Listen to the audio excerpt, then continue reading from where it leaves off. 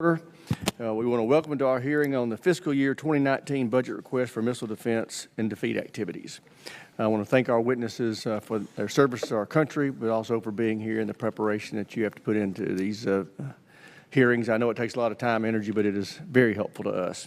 Our witnesses today are the Honorable John Rood, Undersecretary of Defense for Policy, General Lloyd Robinson, Commander, Northern Command, North American Aerospace Defense Command.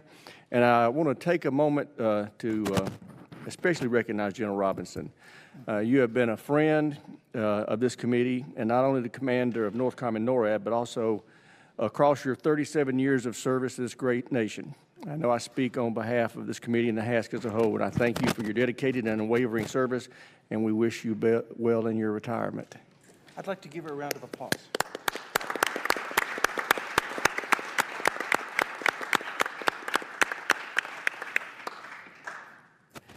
General Lieutenant Sam Greaves, and no, he's not retiring.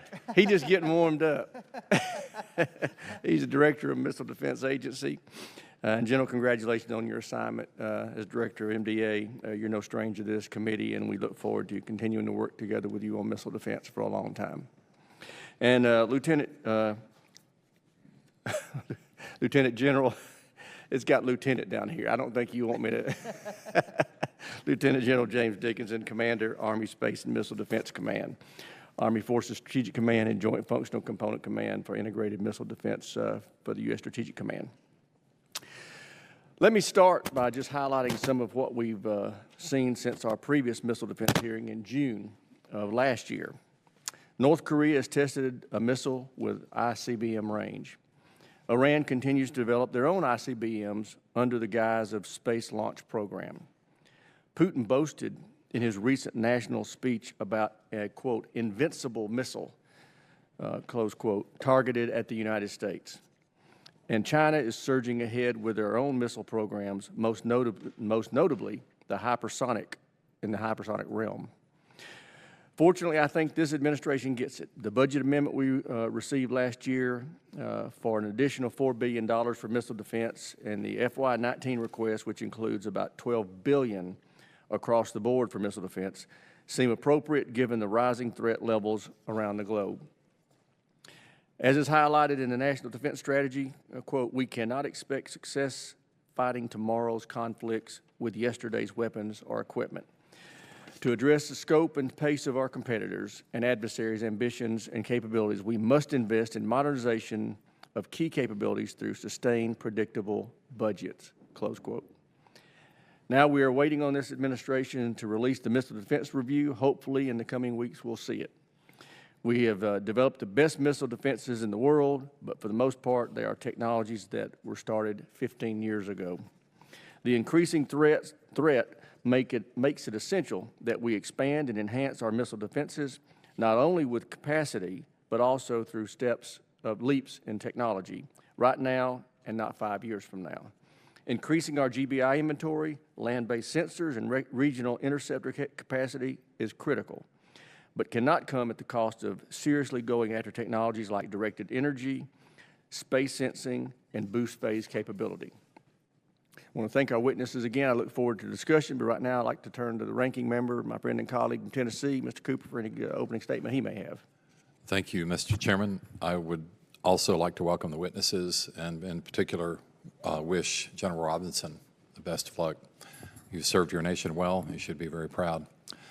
I will hold most of my questions for the classified portion of the hearing, so I'll abbreviate my remarks now. Look forward to hearing the testimony of the witnesses. Great. Now we'll ask each of the witnesses to summarize their opening statements. You'll be allowed 5 minutes. I would let you know each of your opening statements and their full will be taken into the record without objection, so ordered.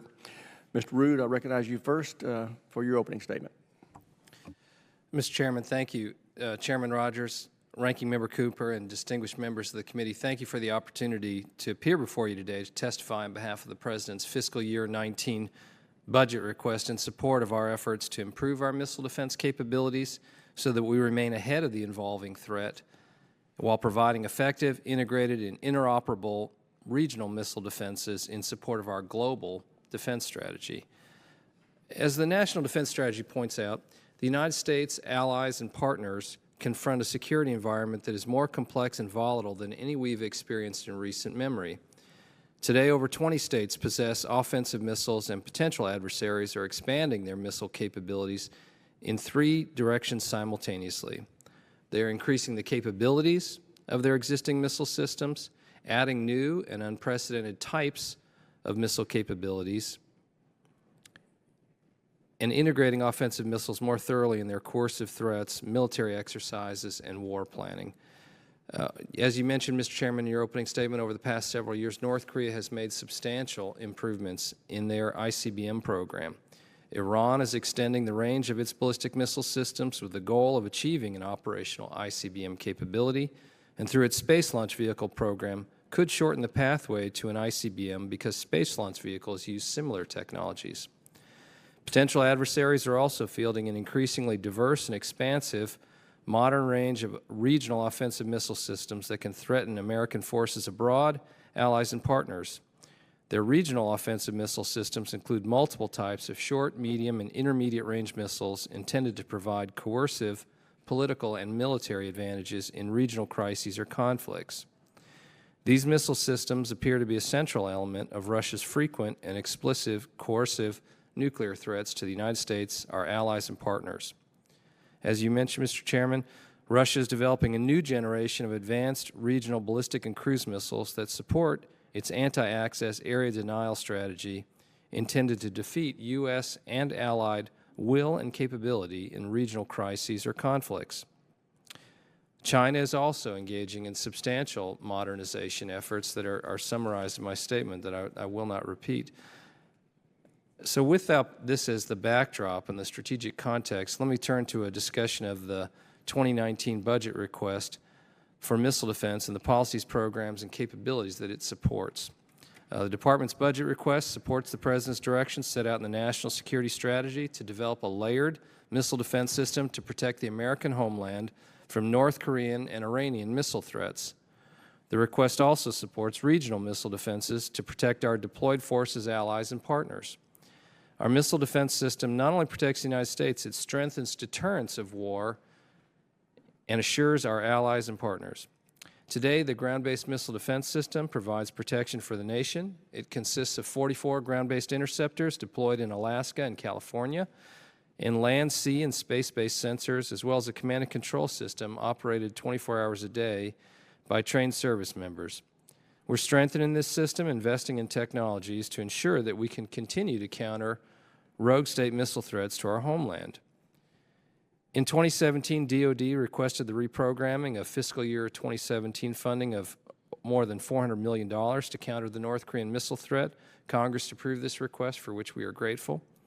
These funds support important homeland defense activities, including initiating work on the procurement of 20 additional ground-based interceptors in Alaska as early as 2023, which will bring the total to 64 fielded interceptors. The reprogramming also funded a service life extension to the Cobra Dane radar in Alaska and software upgrades to the sea-based X-band radar, both of which are essential elements to our homeland defense. In November of 2017, the President submitted an amendment to the 2018 budget request for $4 billion for missile defense, which includes construction of a new missile field at Fort Greely, Alaska, and additional procurement funding for 20 more GBIs. The FY19 budget request includes $9.9 billion for the Missile Defense Agency and $3 billion additional dollars for air and missile defense activities in the military departments. This budget funds a more capable GBI with the redesigned kill vehicle, the deployment of a missile tracking and discrimination sensors network in Alaska, Hawaii, and the Pacific region, and a new space-based kill assessment capability. These near-term investments will help us obtain substantially more performance and efficiency out of the GMD system necessary to meet the evolving threat. We're also taking steps to bolster homeland defenses against air and cruise missile threats. In 2018, we'll complete the first part of a two-part effort to provide effective surveillance against these threats to the national capital region. Doing so will enhance our ability to detect, track, and investigate suspicious aircraft as well as cruise missiles, and when necessary, cue our missile defense systems against this full spectrum of air threats. We're on track to begin the second phase of this effort in fiscal year 19, which will expand our capability to detect, identify, and take decisive action before threats can strike potential targets within the national capital region. We're also looking into technologies and concepts that can be used to provide scalable and deployable options for expanding this capability. The Department's budget request also includes deployment of regional missile defenses tailored to meet threats to U.S. forces abroad and allies and partners in Europe, the Middle East, and the Indo-Pacific region. The budget enhances our regional missile defense capability through additional Patriot missiles, as well as THAAD, SM-3 Block 1B, and SM-3 Block 2A interceptors. Our focus is on developing and fielding missile defense capabilities that are mobile and relocatable, which allows us flexibility to respond to a crisis wherever it might emerge. Because systems such as Patriot THAAD and Aegis BMD-capable ships can be surged when and where required, they make it possible to deploy layered missile defense capabilities that are responsible to regional threats as they arise. We're encouraging our allies and partners in Europe, the Middle East, and Near East and Asia, to acquire missile defense capabilities and to strengthen cooperation in order to move towards a more interoperable and integrated missile defense architecture against hostile ballistic missile and cruise missile threats. Looking forward, it's clear our potential adversaries are modernizing and expanding their capabilities. We must ensure that our missile defense investment strategy and priorities enable us to meet the most dangerous threats today, while also enabling us to counter future missile threats as they expand. Mr. Chairman, let me conclude by stating that in this increasingly complex and threatening environment, DoD must sustain the capabilities needed to deter and defend against attacks on our homeland, our forces abroad, and our allies and partners. We must make the investments needed to address the ongoing erosion of our operational advantages and remain the preeminent military power in the world. Thank you again for the opportunity to testify before you today. Thank you, Mr. Rood. General Robinson, you're recognized. Thank you. Chairman Rogers, Ranking Member Cooper, and distinguished members of the committee, I am honored to join you today to testify alongside Undersecretary of Defense Rood, General Greaves, and General Dickinson. As has been mentioned, the strategic environment and threats facing our nation continues to evolve.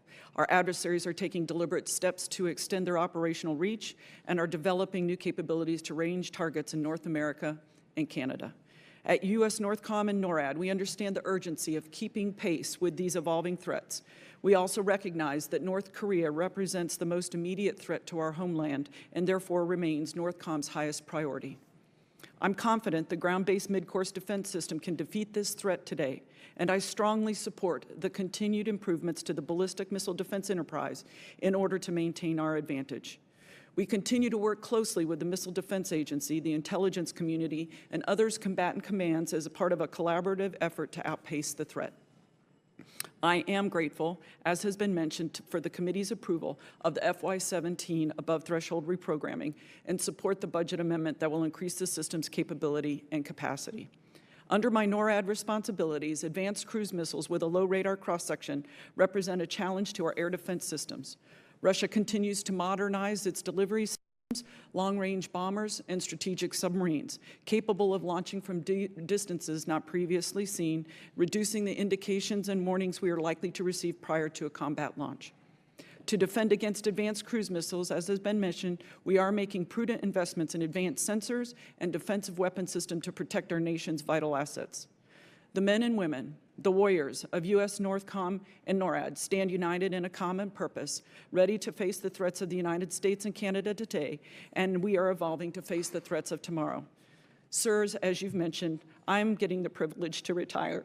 I will tell you that after 37 years of serving my nation, and after having these last 2 years having the sacred responsibility of defending our nation, I want you all to know my gratitude, my heartfelt appreciation for your support to NORAD and U.S. Northern Command, and to our nation's armed forces, soldiers, sailors, airmen, Marine, Coast Guardsmen, and civilians, and in my NORAD hat, Canadians.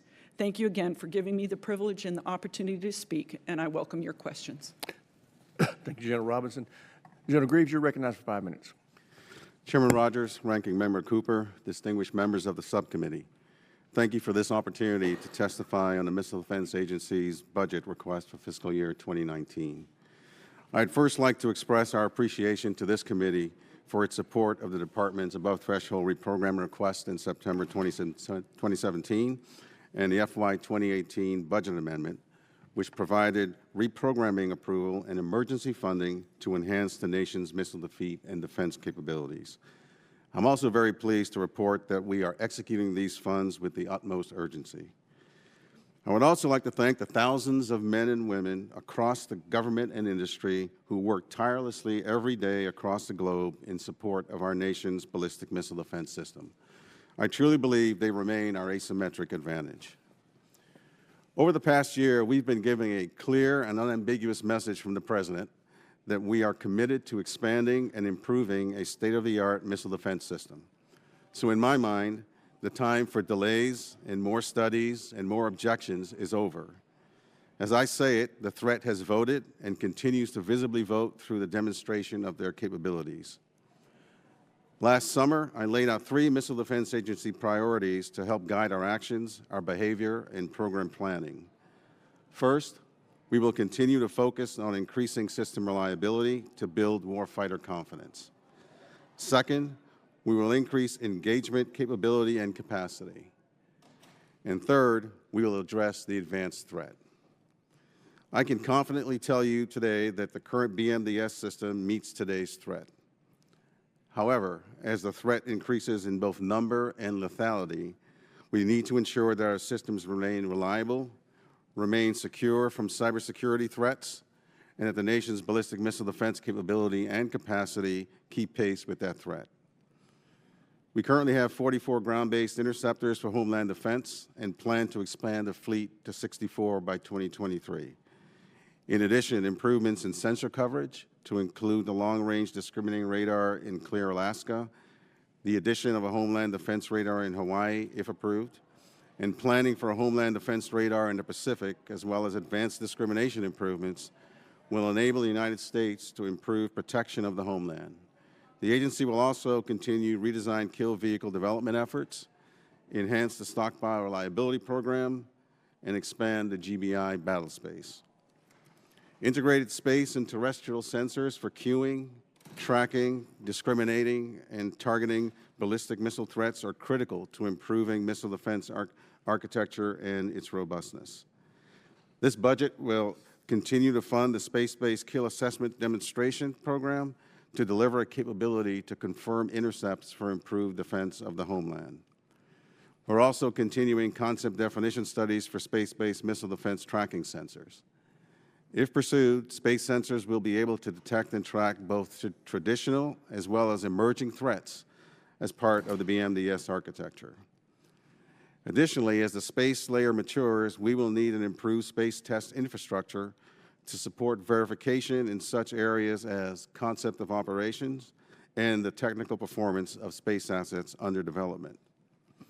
This budget will also increase the number of terminal high altitude area defense, or THAAD, interceptors to improve regional missile defenses for the protection of our forward deployed forces, allies, and partners. We will continue to install the Aegis Ballistic Missile Defense Weapon System on Aegis ships and deliver Standard Missile-3 Block 1B interceptors. We're also supporting the European Phased Adaptive Approach, providing coverage and protection of NATO European territory, populations, and forces against the increasing ballistic missile threat from the Middle East. Our request will support continued integration of the SM-3 Block 2A missile, which is a co-development effort with Japan, into the Aegis BMD weapon system. Currently, there's an operational Aegis Ashore site located in Romania, and while we have experienced delays in the military construction portion of the Aegis Ashore effort in Poland, we remain steadfastly committed to delivery of that capability in support of EPAA Phase 3 as soon as possible. This budget request will continue the development of breakthrough technologies for integration into the BMDS, including discrimination improvements, multi-object kill vehicle technology, hypersonic defense technology, and exploring high-power lasers and interceptors that have potential against threat missiles in the boost phase of flight. Additionally, as we evaluate the elements of the missile defense system, we will actively pursue developing elements that have multi-mission and department-wide utility and leverage systems such as the F-35, which likely has the sensor, communications, and shooter capability in support of the ballistic missile defense system. Finally, we take the financial audit and our fiscal stewardship role very seriously, and MDA has robust and accountable financial management processes in place. As a note, we closed out FY17 with $151 of expiring funds out of an $8.6 billion budget that's on our books. We are now in the midst of the FY18 full financial statement audit and have received no findings to date. The bottom line is we are committed across the entire agency to achieving fully auditable books and maintaining the confidence of the Congress and the American public. Mr. Chairman, Ranking Member Cooper, and members of the subcommittee, I look forward to answering your questions. Thank you. Thank you, General Greaves. General Dickinson, you're recognized for 5 minutes. Chairman Rogers, Ranking Member Cooper, and the other distinguished members of the subcommittee, thank you for your support of our soldiers, civilians, and their families.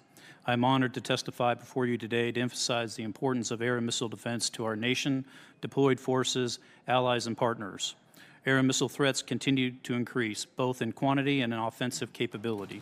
With this in mind, thank you for the passage of the FY18 Appropriations Act and your continuing support for the nation's air and missile defense forces.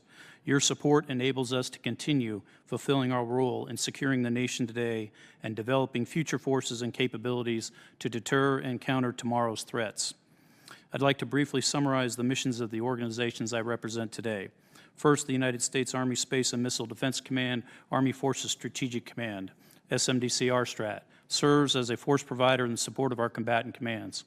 SMDC-RSTRAT, a multifaceted, multi-compo command, consists of 2 warfighting brigades, a technical center, and a future warfighting center that provides trained and ready space and missile defense forces and capabilities to the warfighter and the nation.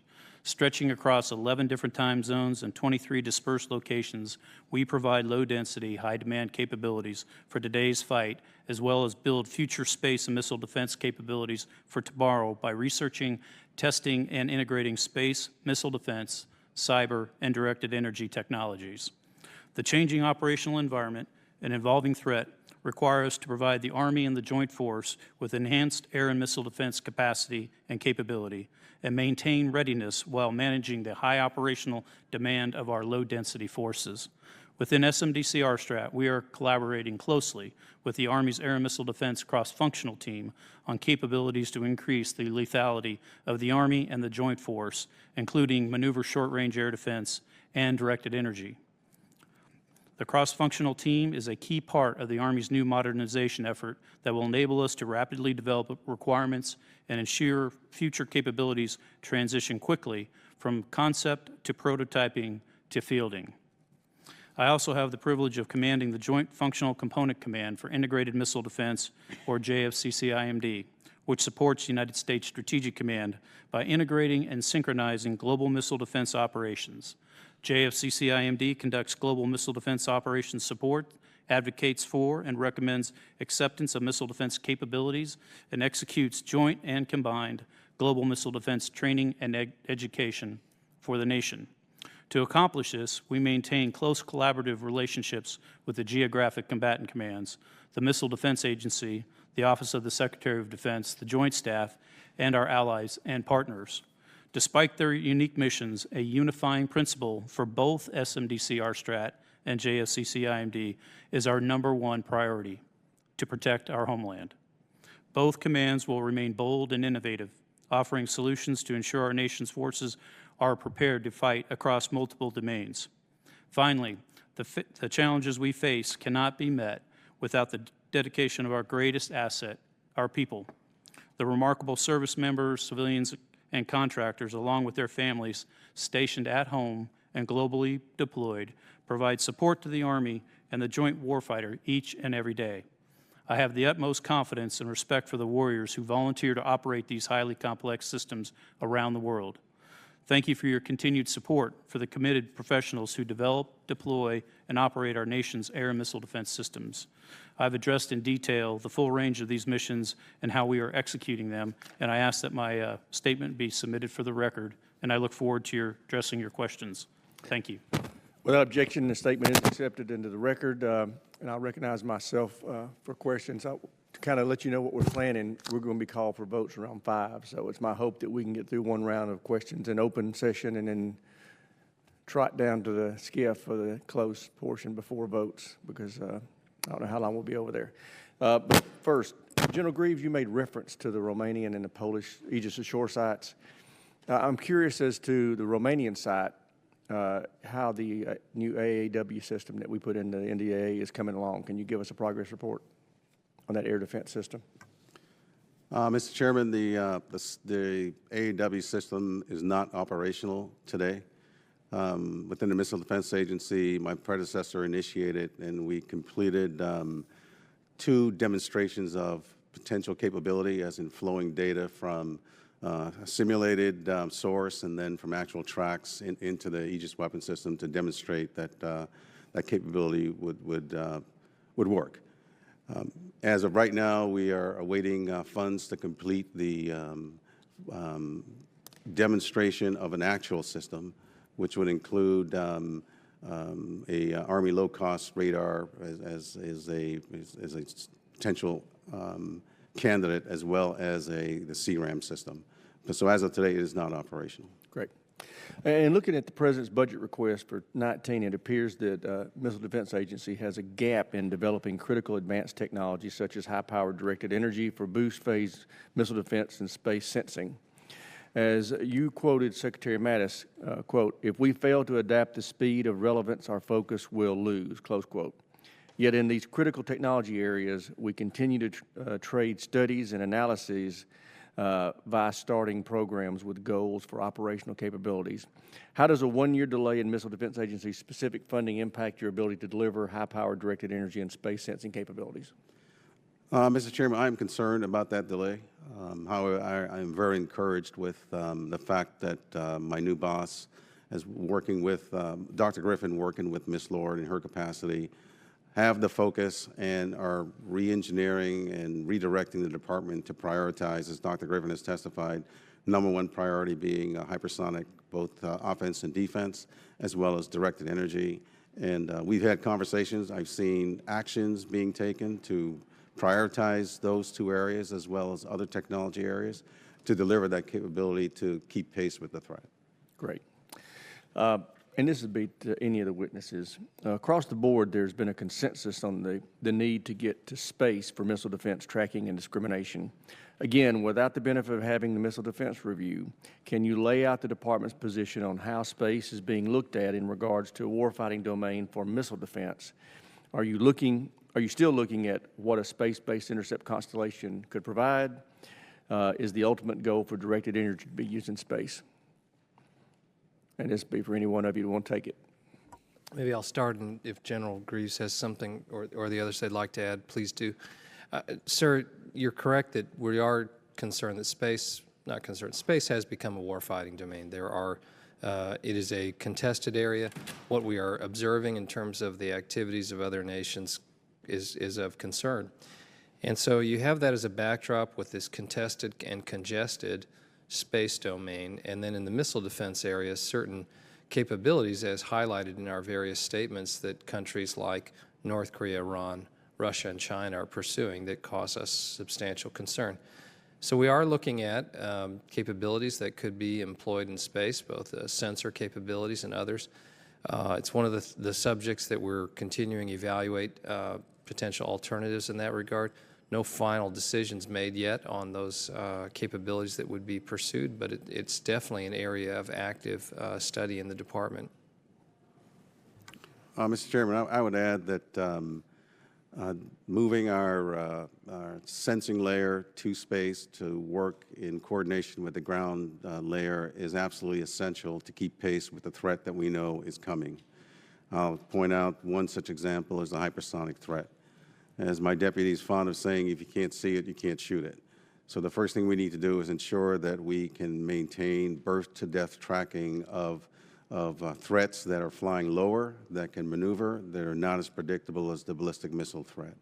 So it is essential that we deploy and operate a space sensing layer to begin with.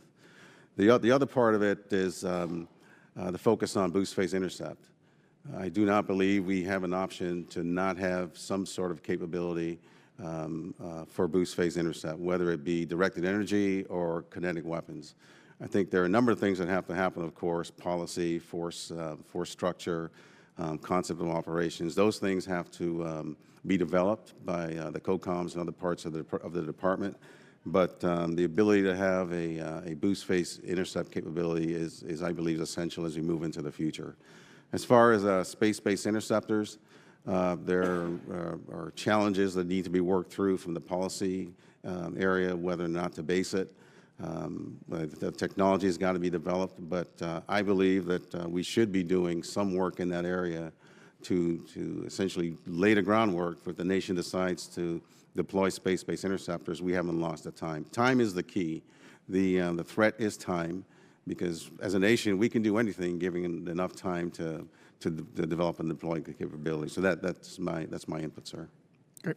Thank you, Chair. Now recognize the ranking member for any questions he may have. Thank you, Mr. Chairman. All of the witnesses are interested in protecting all of America. But the one exception to that is Secretary Rood's testimony, where he gave special protection coming to the national capital region. How do we tell our friends in New York or Boston or Norfolk, Newport News or South Florida they get less protection than we do here? Sir, the policy is to protect the entire United States, and that is, in fact, the capability that the ballistic missile defense system that's been deployed for the nation possesses. What I was referring to in my statement is there are some improvements that are being made for the ability to detect aircraft and cruise missiles as part of a two-phase program that will provide that enhancement. That does not mean the rest of the country will not enjoy protection as well. As you know, through our air defense system that General Robinson and others execute, we do surveil for threats to all 50 states, where we look at those threats, evaluate them, and certainly work through those defense systems.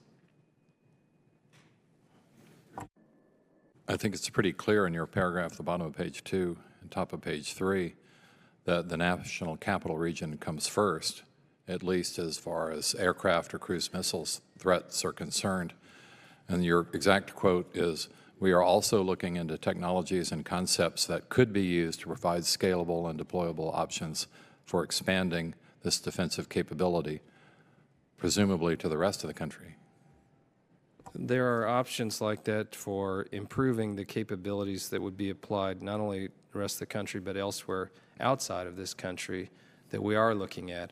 But in terms of the ability to defend the country against cruise missile threats, those things for aircraft, it is not, the rest of the country also will have means to do that, but there are some particular programs that have been underway for some time to provide some phased improvements in our capability for the air threats. I'm happy to provide you a fuller briefing or more information on that if you'd like, sir. We'll talk about it in classified session. Thank you, Mr. Chairman. Chair now recognizes the gentleman from Colorado, Mr. Lamburn. Thank you, Mr. Chairman. Thank you all for being here. General Robinson, wish you the best in the future, and thank you for your service. But thank you all for the great work that you're doing. And the first question, actually, this is not missile defense, but it has to do with space. Yesterday, I was at the Space Symposium, and Vice President Pence, who's also chairman of the Space Council, talked about a new directive from the Council on space management, watching and tracking debris and similar things, taking that responsibility and giving it to the Department of Commerce. Mr. Rood, will that help the military focus better on its core mission to give that responsibility away? Yes, sir, it will. As described at Space Symposium and elsewhere, the number of objects in space continues to increase, and the number of objects not only being satellites, but some of the debris and other matters. The Defense Department has had the responsibility to catalog those objects and to engage in a discussion with the commercial operators in space with the aim of providing safe use of that space for their communication satellites or other items. As that has grown, the Commerce Department, we think, is a more appropriate player to do that, and our colleagues at the Commerce Department have stepped forward to take on that mission The Defense Department will still maintain its responsibilities in the defense space. We will partner with the Commerce Department, but it's an area the Commerce Department will more appropriately take the lead. Fantastic. That's great to hear. Okay, back to missile defense. General Greaves, I'd like to ask you a question. You've touched on some very important cutting-edge technologies, developing a multiple object kill vehicle, directed energy, tracking, hypersonics. Are we devoting enough resources in this budget that we're discussing to advance those technologies, or should we be doing more R&D in any of those areas?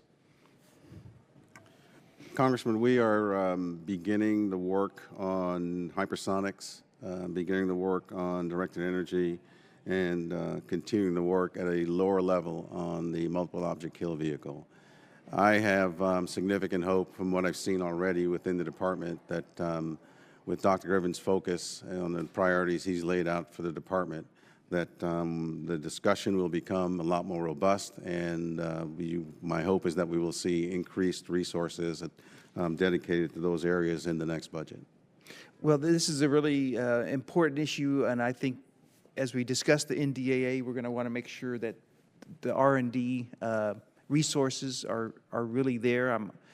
Are any of them are you saying that it's kind of lacking right now and we need more resources? Congressman, I'm saying the threat has demonstrated a capability within the last 18 months that was somewhat theoretical before that time. We've seen their rapid progress, and time is the enemy, and which is driving the department under Dr. Griffin's leadership to focus in those areas and apply the resources I believe that we will need to provide capabilities to stay in advance of the threat.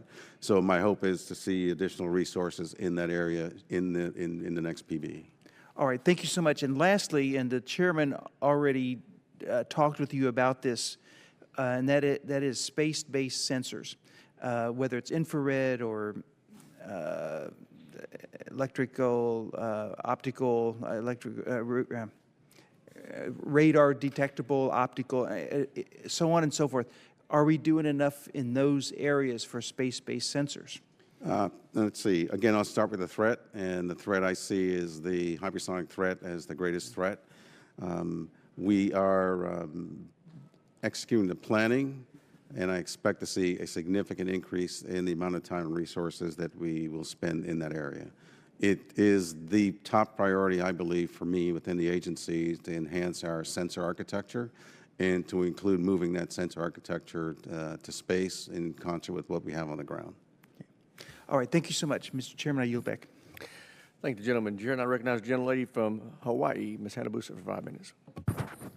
Thank you, Mr. Chairman. General Robinson, thank you very much for your service. I have some questions for you about NORTHCOM and NORAD. So what is the interface between the two? They both seem to be your commands, but separate. Yes, ma'am, that's a true statement. Under my North American Aerospace Defense Command hat, I'm responsible for defending Canada and the United States in the air domain.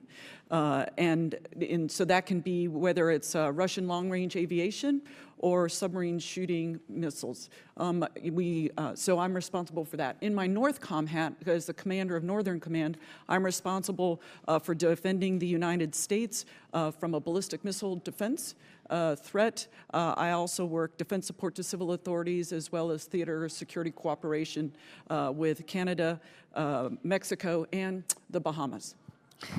So, General, as you know, Hawaii had the infamous false missile alert.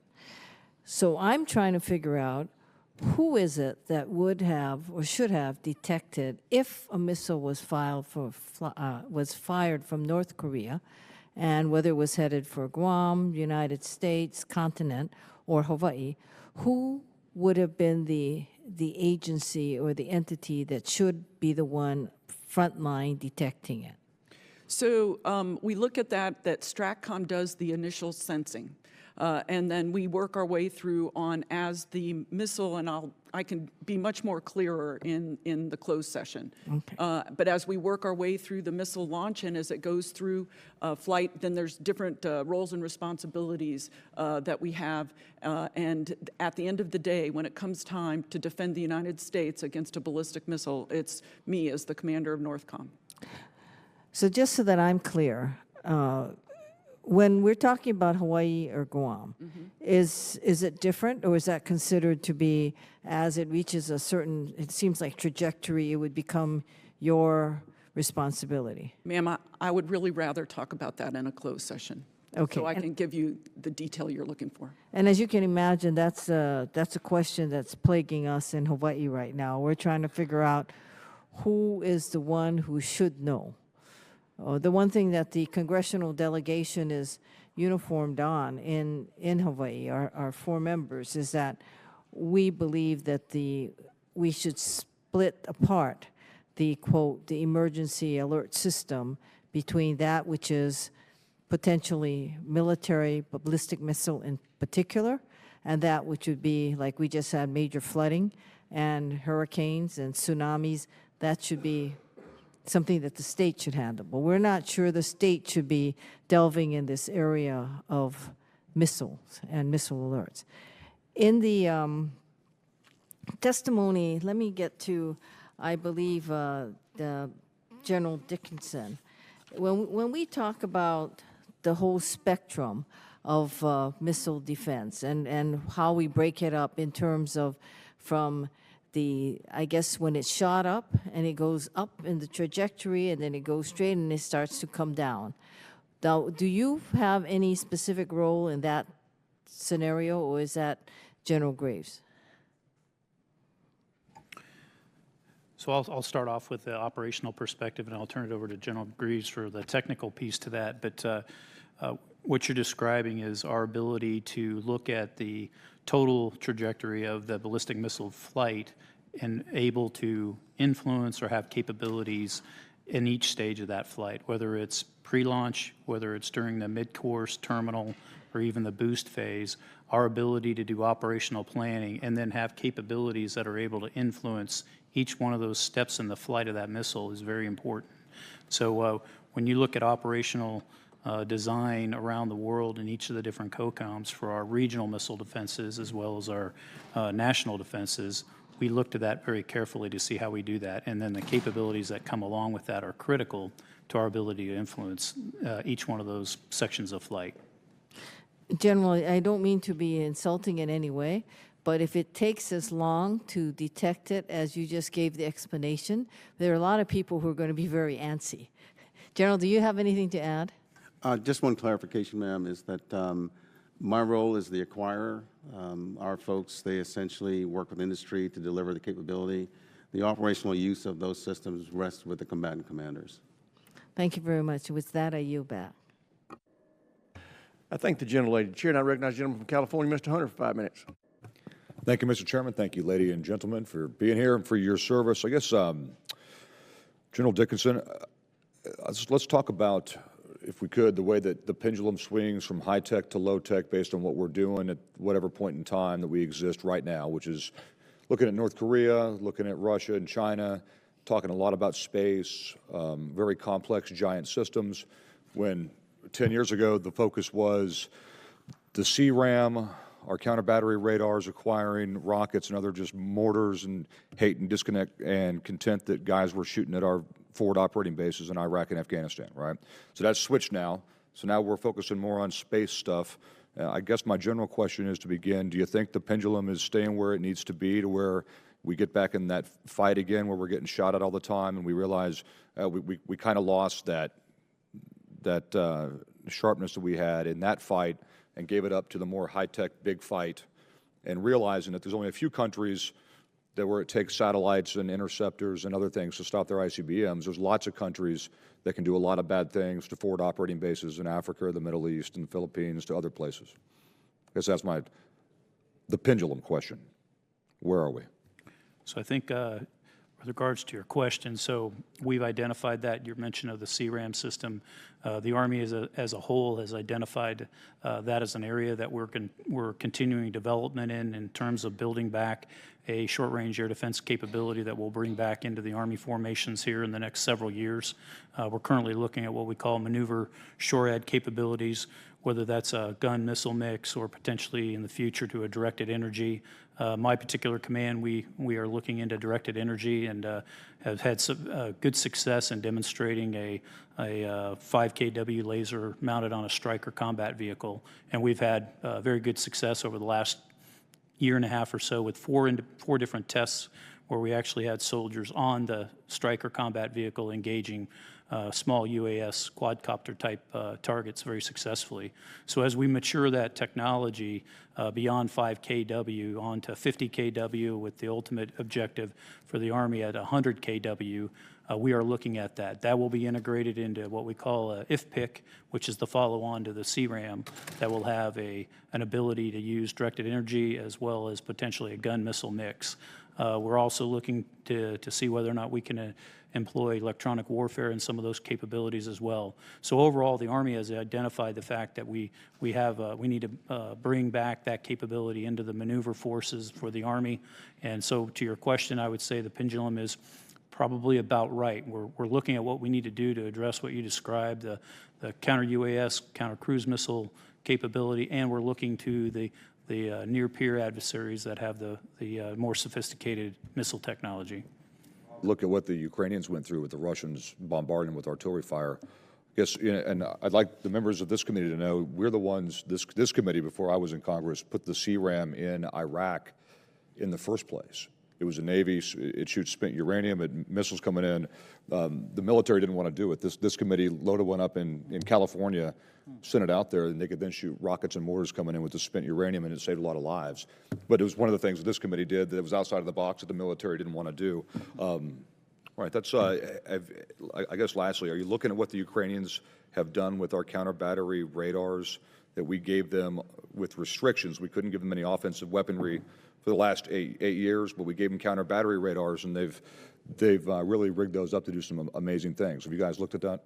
We continue to look at that and other operational scenarios we've had in the theater with our own weapon system as we build to the future with that capability. And I guess tying in with that, you have the new Integrated Air and Missile Defense Battle Command System, the IBCS, right? Can you just talk about that briefly? So that's the future system we're bringing. In terms of the budgeting and its milestones on being on track in time. So the program overall is on track to deliver in 2022. We'll do a limited user test in 2020. That system will, that capability brings online the fact that we'll be able to bring in multiple sensors, multiple shooters onto an integrated fire control network. So that will greatly enhance our capability to essentially have the best shooter and the best sensor coupled together to prosecute the targets. And that would plug into whatever the distributed common ground system is in the future, I would guess? We're looking at that, yes. Okay. All right. Thank you very much. Thank you, Mr. Chairman. Thank you, gentlemen. Chair now recognizes the gentleman from New Jersey, Mr. Norcross, 5 minutes. Or not. All right, Chair now recognizes the gentleman from the great state of Alabama, Mr. Byrne, for 5 minutes. Thank you, Mr. Chairman. I think, General Greaves, this is directed to you, but if I'm wrong, tell me. I want to talk about hypersonic. You the right person for that? One of several. Well, if somebody else needs to answer this, jump in. I know that y'all have spent a little over a year now on your analysis of alternatives, and I've been reading that recently China has made some pretty shocking advances in the realm of hypersonic weapons. Aside from the flight testing they've done, there are reports that they're heavily investing in their ground testing infrastructure and have planned to have a wind tunnel operational by 2020 that can simulate hypersonic speeds, which will allow them to better test their weapons. There are no indications that they're slowing down the development of their capabilities. And earlier this year, Admiral Harris with PACOM testified before this committee that Chinese hypersonic weapons are one of the biggest threats in his region. So can you tell us, as you're coming to the close of the analysis of alternatives, what you've learned so far and how far the agency is in moving forward? Yes, sir. You are correct. We are coming to closure on the AOA, the analysis of alternatives. I should be able to get a quick look within the next 30 days, and before the end of the year, that should be completed. What we are determining is that the architecture that we need to defend against that hypersonic threat will be air, ground, and space-based. The most important one initially is to deploy that sensing layer I referenced before. But also, we need to look at the systems engineering portion of that to roll out and develop the architecture that's required, as well as a potential new interceptor that we may need to mitigate that threat. So it's a complete architectural look at what will be needed. And the threat, the enemy, is time again. So we look to Dr. Griffin and Ms. Lord's leadership within the department to strongly advocate for what will roll out of the AOA and to ensure that activity is resourced and funded in next year's budget, and we can continue on to deploy those capabilities to meet the threat. And I'll turn it over to either Secretary Rood or General Robinson to see if they had anything to add. Sure. I think General Greaves largely covered it, except to say I concur with you fully about the growth of the threat. I think we're very concerned about the rate of progression that we've seen, not only in China but elsewhere, like Russia. And so it's an area that we're looking very seriously at in the department, and the analysis of alternatives being led by General Greaves and Dr. Griffin. Let me pose a hypothetical to you, a very disturbing hypothetical. There's a breakdown in Congress, and we decide to go back to the funding levels that are established in the Budget Control Act for the out years. What does that do to what you're responsible for, Mr. Rood? Well, certainly the Congress in its recent actions has shown great confidence in the Defense Department leadership to come forward with the kind of programs and capabilities to defend the nation. But it was a 2-year deal, and it could break down. You're correct, sir. What happens to what you're responsible for if there's a breakdown and we go back to those spending levels under the Budget Control Act? It would obviously pose a substantial concern because the levels envisioned in the Budget Control Act are significantly below that which we are operating now. As the National Defense Strategy makes clear, we've entered a period of competition amongst the great powers, with China and Russia being our principal concerns, but certainly states like North Korea, Iran, and the fight that we are in with violent extremism posing a substantial threat. So certainly a substantially smaller defense budget as envisioned under those BCA caps would be a significant concern for us. Would it endanger your ability to defend America against a missile attack? Well, we would obviously continue to mount an effective defense with the capabilities we have, but certainly a smaller top-line budget and how that got translated down to missile defense would impose some significant constraints. Thank you. I yield back, Mr. Chairman. I thank the gentleman. Chair, and I recognize the gentlelady from California, Ms. Davis, for 5 minutes.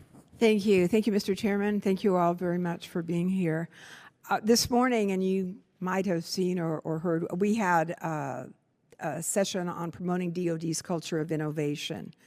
And the question really is whether or not we're able to keep pace with the scope and, of innovation in the defense technology sector, given a host of issues, including culture, but some of the restrictions that we have in terms of our own laws, in terms of our own need to create multiple layers of authority, and a little different from DARPA, as you well know. How do you see that? You know, could you comment on that? Because I think a lot of us know and understand some of the difficulties we have, that it takes a long time to bring many of those technologies to bear, and by the time we're ready for them, it's late. What do you see? What holds you up in being able to get what you need to the warfighter in a timely fashion? Ma'am, I'll start with what Dr. Griffin said this morning. The three impediments that he discussed this morning. The first being excessive processes, bureaucracy. The second being risk aversion nature, and the third being a fear to fail.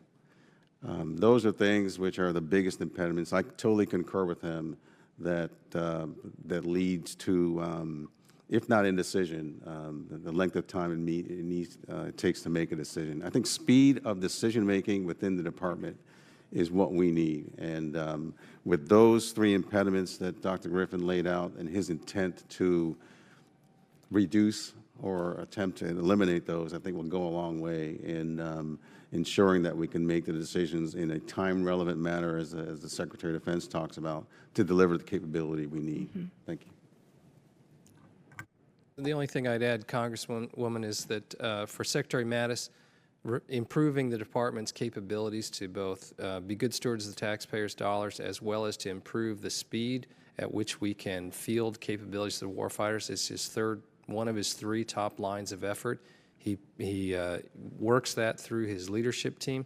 Deputy Secretary of Defense in particular, very focused in this area. And I think the legislation that Congress passed, creating the separation with an undersecretary for research engineering and an undersecretary for acquisition and sustainment, certainly something we fully embrace and are starting to move forward with. So the problem and the challenge certainly is very well understood by the senior leadership of the department. We've now got to make the changes necessary to support the kind of innovation you just discussed. And I think the Congress is ready and willing to try and work through a number of those requirements so they don't basically take us down a complicated path that perhaps we're going to be able to avoid in the future. Recognizing, of course, we still have many requirements that are going to be out there. Thank you. I appreciate that. I think the other issue that we've all worked with and talked about is whether or not it's possible through the use of multiple satellites to, in fact, have less expensive technology, more of it, that may, in fact, help us to mitigate some of the high costs and even the issues around missile defense. Is that something that you feel that we can be exploring further and we should be exploring further? Ma'am, I totally agree. We are exploring it today. We've taken action in certain areas today and within the recent past, and it's something we must do in the future, whether or not it's disaggregating missions or payloads from what I call our Battlestar Galacticas, or hosting payloads, or using commercial capability. Those are all things that I know that the department has been looking at, is looking at, and will be looking at into the future. Thank you. And just quickly, the agency's top line of $11.5 billion for this fiscal year is going to be cut down in the administration's budget to 9.9. Is that of concern to you, that you'll be able to, mitigate again the impacts of what's being proposed as a funding reduction? Ma'am, I think that the answer is yes. It concerns me, but I do believe that we've got the management structure in place, the attention in place. The threat has voted. I mean, the fact that North Korea has done what it's done is visible to the entire nation, the entire world. So it's reality we're dealing with, and those discussions will be very robust within the department to ensure that we deploy a missile defense system that is capable of defending the nation. Thank you. Thank you, Mr. Chairman. Thank the gentlelady. Chair, and I recognize the gentleman from Georgia, Mr. Hayes, for 5 minutes. Thank you, Mr. Chairman. General Greaves, let me begin with you with this. For directed energy boost phase missile defense application, can you explain the similarities and differences between what MDA requires versus the services? Yes, sir. Short answer is power level. As you heard General Dickinson discuss his requirements to go from 5 kilowatts to 50 to 100.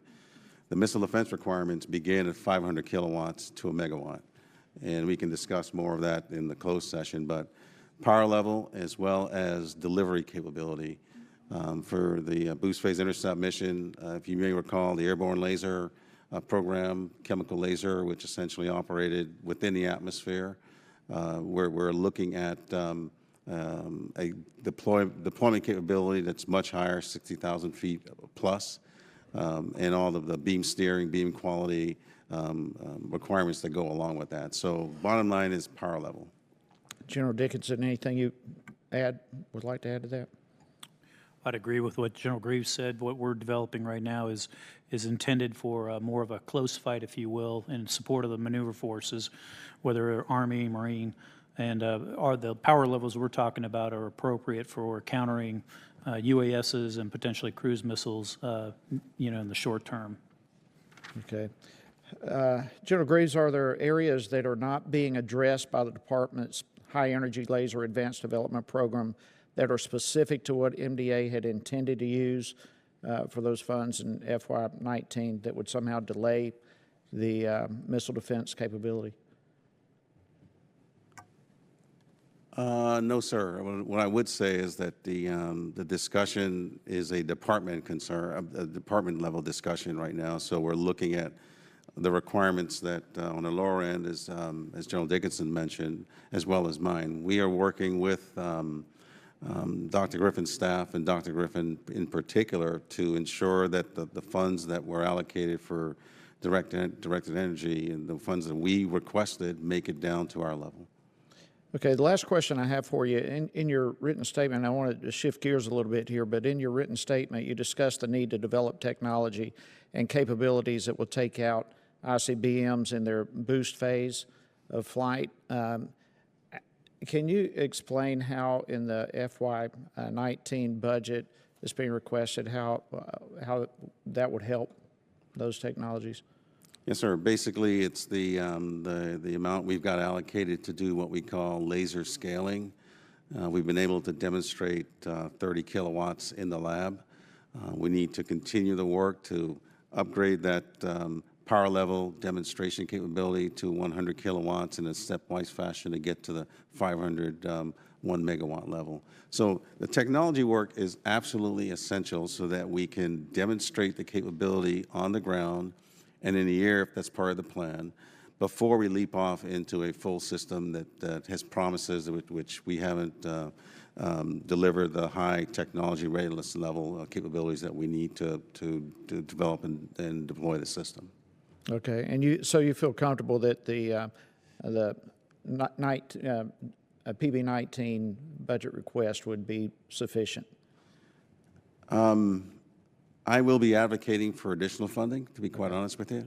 That's what I wanted to know. There were hard decisions that had to be made within the department, and the PB represents the product of those decisions. Okay. All right. Thank you very much, Mr. Chairman. I yield back. Gentleman yields back. Chair, and I recognize the gentleman from Alabama, Mr. Brooks, for 5 minutes. Thank you, Mr. Chairman. General Greaves, it has been brought to my attention that requirements for a THAAD follow-on development program have been eliminated, even though other missile defense systems have had ongoing follow-on development after their initial fielding.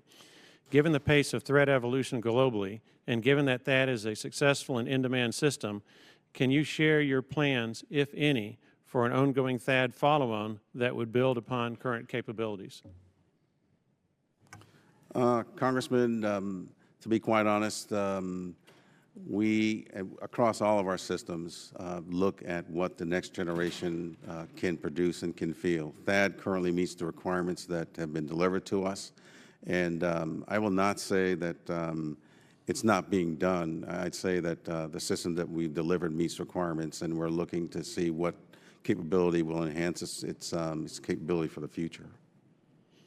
As a follow-up, currently THAAD was operationalized in Hawaii in 2009 to provide additional homeland missile defense against longer-range threats from North Korea.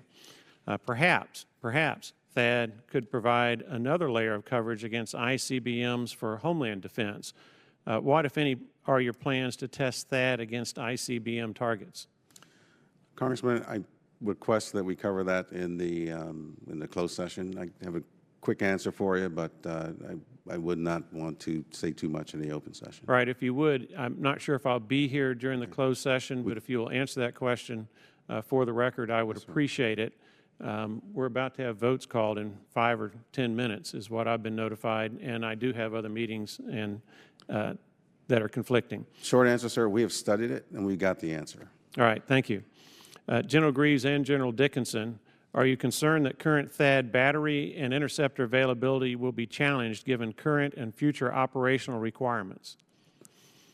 Why don't you take it? Yeah, as of today, we've got 6 going to 7 operational THAAD batteries. And Congressman, I know you're well aware we have one that's in Guam and one recently deployed to Korea. So, you know, as you look at the capacity that we have, we've got 5 ready, or soon to be 5, 4 right now, 5 here this fall that'll be fully operational. I think the THAAD weapon system and the way it's developed and designed right now gives us some flexibility and capacity, operational flexibility, in the sense that we can move, you know, additional launchers from one battery to the other to increase capacity if needed. But at this particular time, I think the 7 batteries, which I believe are the program of record by MDA, is satisfactory. Do you have a plan to provide additional THAAD batteries to the Army or to add launchers to the existing batteries to increase defensive capabilities? Congressman, General Dickinson mentioned the program of record. So as of today, the answer is no. Program of record is 7. However, there is discussion within the department on what the THAAD battery requirement is. And if that changes, we will request resources to develop and deploy that capability. And then finally, General Greaves, can you talk a little bit about the status of the Joint Emergent Operational Need for U.S. Forces Korea, what work has begun and what work needs to be done? I'm aware of your unfunded requirement of $284 million for the JEON, Joint Emergent Operational Need, and I'm concerned that key integration work for THAAD and the PAC-3 MSE missile and for launch-to-own remote capability has not been funded. Yes, Congressman, that is one of the top priorities for General Brooks in Korea, who discussed that requirement with me directly.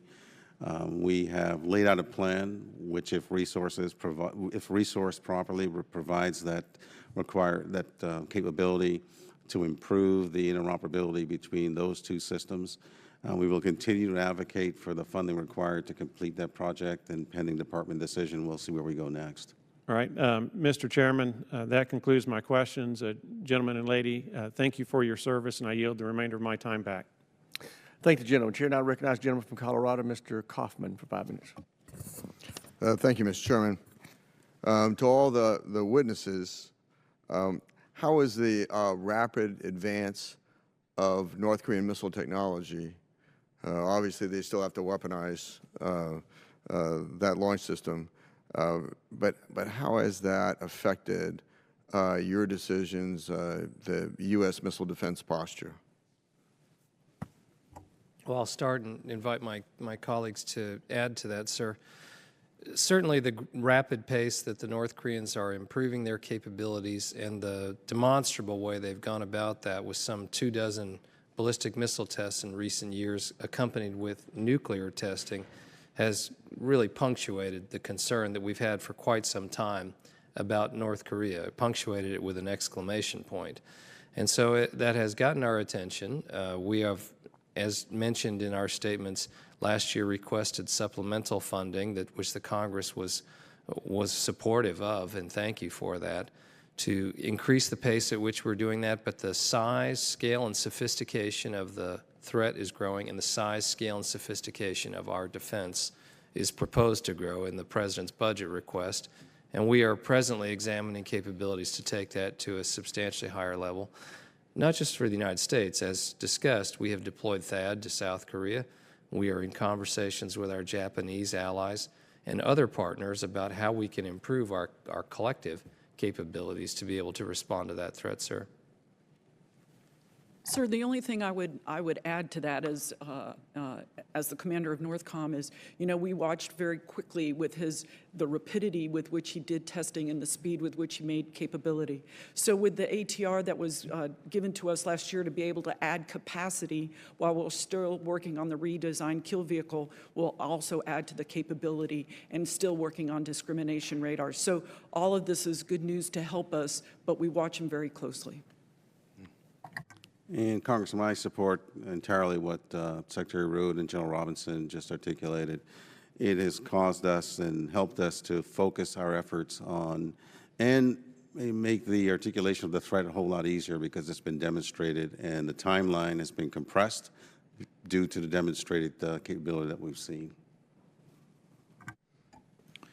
And in my role as a force provider for General Robinson, for the soldiers that actually operate the GM system, I would tell you I'm absolutely confident in their abilities to operate that system 24 hours a day on behalf of the nation, and completely confident given the capabilities that we have seen demonstrated in the weapon system that we have, and in complete agreement with where we're going on the path to improve the reliability and performance of the system.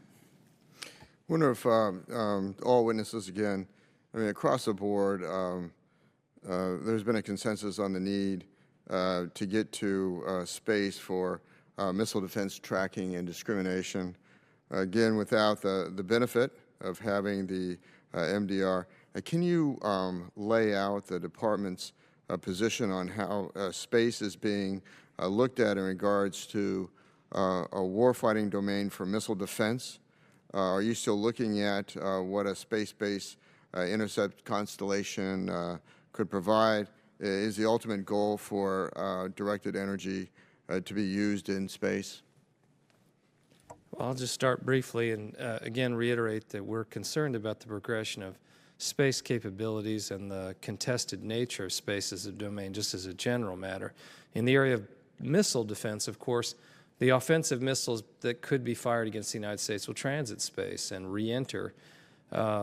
We have had in our architecture for some time space-based capabilities to track and detect the launch of those missiles, and there have been efforts over the years to have a space-based test bed and other activities to evaluate competing capabilities. Certainly the Missile Defense Agency and General Greaves can articulate that further, have put forward concepts for space-based tracking capabilities, which the department has funded for demonstration this year. And we are looking at additional capabilities in that regard, both in the space-based tracking area and evaluating the capabilities that could be potentially fielded in space for the kill mechanism, whether that be through directed energy or other means. Those are things we're just simply evaluating at this stage, but General Greaves may want to articulate more. Congressman, it begins with the threat. Today's ballistic missile threat is fairly predictable. You throw the baseball from where I am in that direction, it'll go in that direction. The concern, again, is what we've seen Russia, China, and other nations do in the area of hypersonics, where it's lower flying, maneuverable, and the need as they deploy more complex countermeasures, things aimed at defeating our missile defense capabilities. The absolute essential need to track and maintain custody of that threat from beginning to end, and that draws you up into space. We don't have enough radars to populate the globe to maintain that same level of custody. So from a space sensing layer, absolutely essential. First thing we need to do, increase that capability. And then as the nation decides what the next step is with deploying an interceptor, if it's space-based, whether or not to do it, how to use directed energy, spending resources on the technology and initial development work to essentially determine if that capability is real or not. So it's really critical that we pursue the space-based capability. Mr. Chairman, I yield back. Looks like if we walk briskly down to the skiff, we will be able to get the classified session done before votes. So we will reconvene. We will stand in recess for 5 minutes while we move to the skiff.